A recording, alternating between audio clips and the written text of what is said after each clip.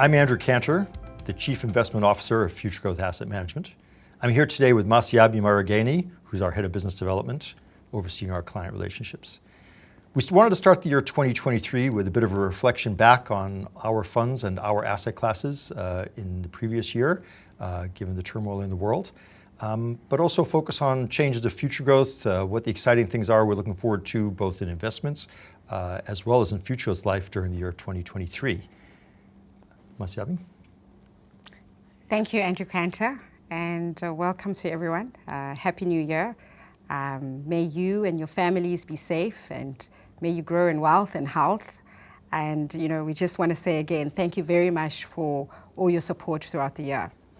Andrew, let's just reflect on 2022 for a little bit. So last year was quite an unprecedented year in the life of investment history.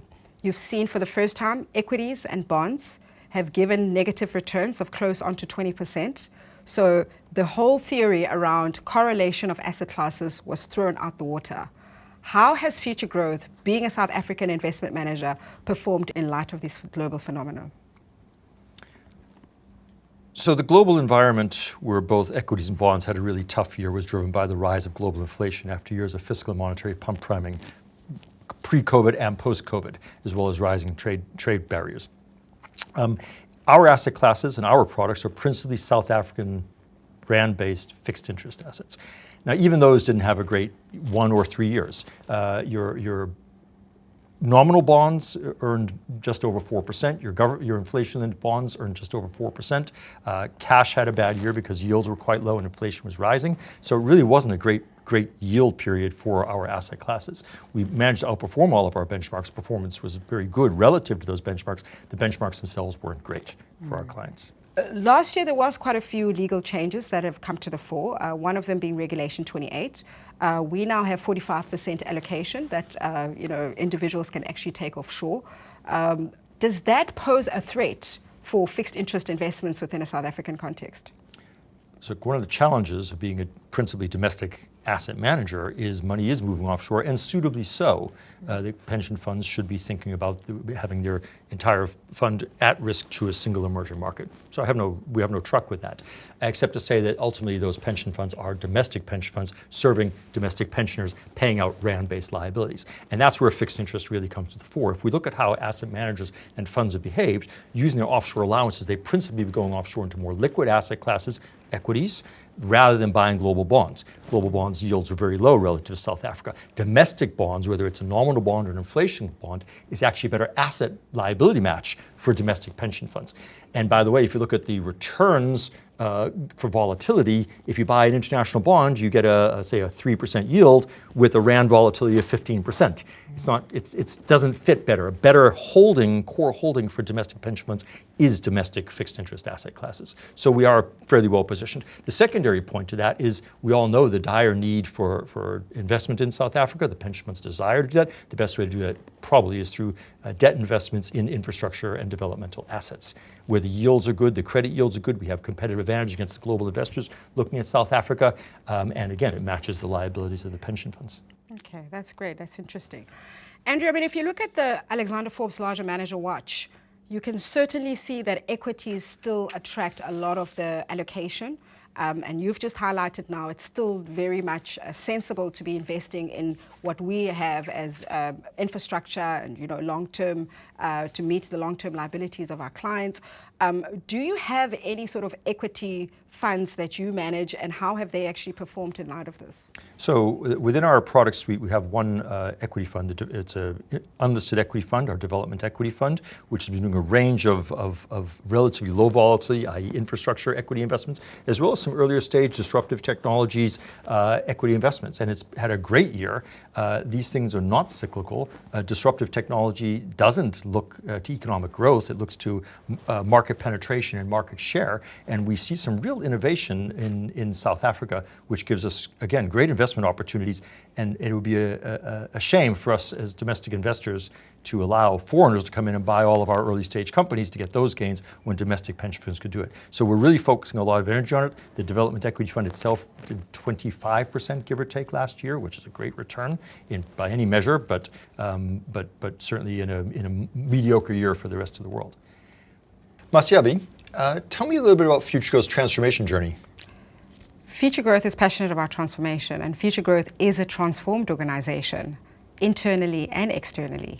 So from an internal perspective, Futuregrowth has gone and identified diversity as a critical part of growth and of addressing client needs, and as a result, Futuregrowth is transformed. Externally, Futuregrowth has gone and got an African woman chartered accountant investment holdings as a partner, 21.2% shareholders, and as a result we are well on our way to having more than 50% shareholding in representative hands. And this has been as a result of Old Mutual, thanks to their support for ensuring that we are transformed so that we can service our clients. You've been waiting for quite a long time to get to that more than 50%. When is that going to finally get done? Well, we are actually hoping that it is done by the end of December. We're just waiting for the final numbers from Old Mutual. They've done their own transaction, and we've also done our own transaction. So the combination of that should equate to greater than 50%. Great. Yeah. So Maseabi, what you're describing is a purpose-driven organization. Everybody knows their purpose in serving the clients, whether from the investment side or the client servicing side. But how is the culture at Futuregrowth? So the Futuregrowth culture is a very healthy and happy one. We've recently now got everybody coming back into the office so that we can create those innovative ideas so we can address our clients' problems. And also we've got a Strava challenge that is encouraging people who are not active to get up from their seats and walk for 30 minutes so that they can get credit for that, because a healthy body creates a healthy mind, which then feeds into providing solutions for our clients. What are you thinking about from the client experience side? So, if you look at Futuregrowth, we've had really good, long-standing clients that have supported us and that have continued to challenge us in terms of bringing about innovative ideas to be able to actually grow their clients' money. So we are really grateful for that because they have helped us. In fact, they are the reason why Futuregrowth is. Now, from a client experience perspective, we need to make sure that we are constantly in touch with our clients. We give them the right reporting that they require of us, and we continue to solve their problems. Now, we cannot do that if we are not aligned in terms of, from a client experience perspective, business development and client servicing not being together and actually answering to that need. So we are coming closer together to be able to meet those needs. Anything you want to say about Futuregrowth in a post-COVID world? In a post-COVID world, Futuregrowth is really impressing upon its staff members to come back to work. Why is that? Because I think we are in a business of investments, we're in business of innovative ideas, and it's very difficult to come up with good investment ideas if you are all sitting everywhere else in the world and you can't actually get together. Because a lot of the times those ideas come while you're walking to go and grab a coffee or popcorn, which Futuregrowth provides to its staff members, by the way. So, you need to create a culture where people are coming together in unison and their minds are truly and solely focused on the clients, which is the most important thing. Maseabi, any other operational things you'd like to highlight? Yes, so within the BD space, we're still looking for formidable business development people who can be able to service our clients.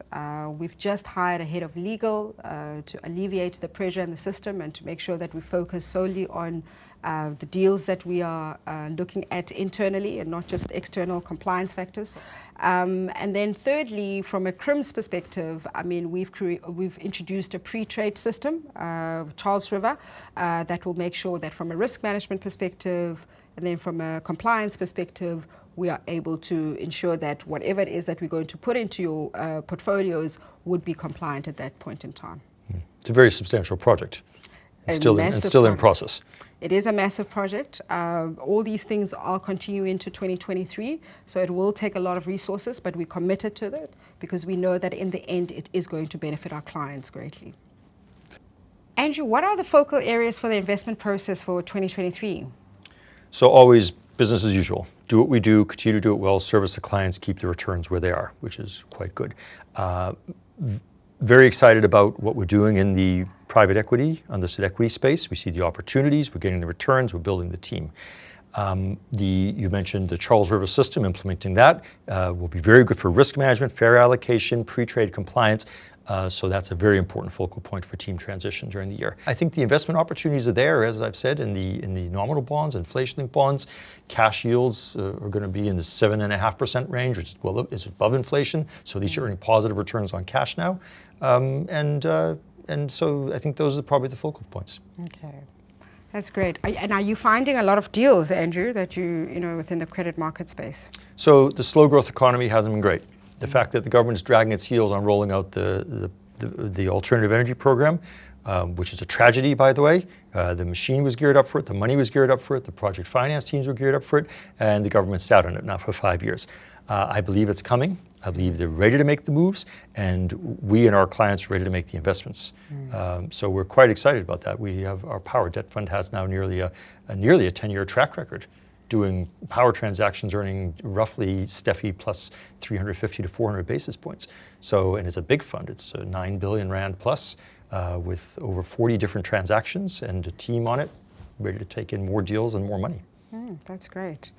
Well, that's great, Andrew. I mean, if you look at from our side, from a business development perspective, I mean, we are still looking for people because we are also positioning ourselves to take advantage of the growth prospects that are prevalent. So please watch out for our advert. I mean, you should be able to see that coming through on our website. So what funds should our clients be focusing on? So if I was a pension fund investor and I saw long-term real yields on offer of 4.5% plus, I would definitely put that in my shopping basket. I mean, if you think about active managers, generally pension funds want to get inflation plus 5 with lots of risk and management fees. Government inflation bonds are offering you 4.5. Relatively easy, and it's a great match for pension liabilities. So we're very comfortable to sell those products. We can do it with credit enhancement on it and add another 150 basis points of yield to that. So you're already at inflation plus 6 before you even get into any market volatility. Nominal bond yields are reasonably attractive. Cash is never an easy asset class to sell, but we have some yield-enhanced Steffi funds, which are beating Steffi by, say, 200 basis points. So you get a real yield of, say, 2% over inflation, plus an additional 2% from credit risk in the Steffi asset class. And as I said, we're very excited about focusing on the unlisted equity, particularly the early stage unlisted equity. There's real innovation and entrepreneurship in South Africa, real innovative technologies, both hard technologies, medical technologies, and fintech, financial technologies, which we're tapping into. And we're seeing the deals and the transactions and the investment opportunities. So quite excited about that. Okay. What are the things that you're concerned about from an investment perspective, Andrew?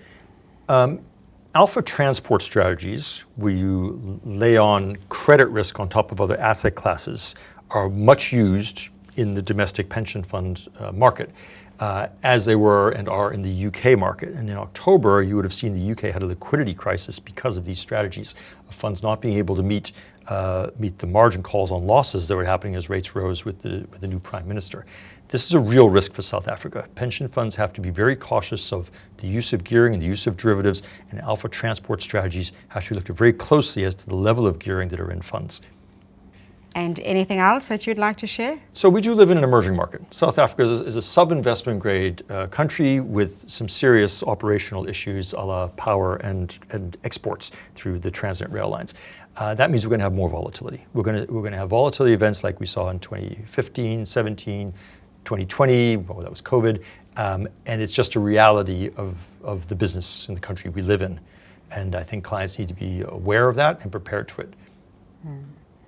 Maseabi, anything you'd like to say in closing? Thank you, Andrew. I'd like to echo the words of everyone in Futuregrowth. Firstly, thank you to our clients who have committed to us and given us an opportunity to showcase our investment capabilities.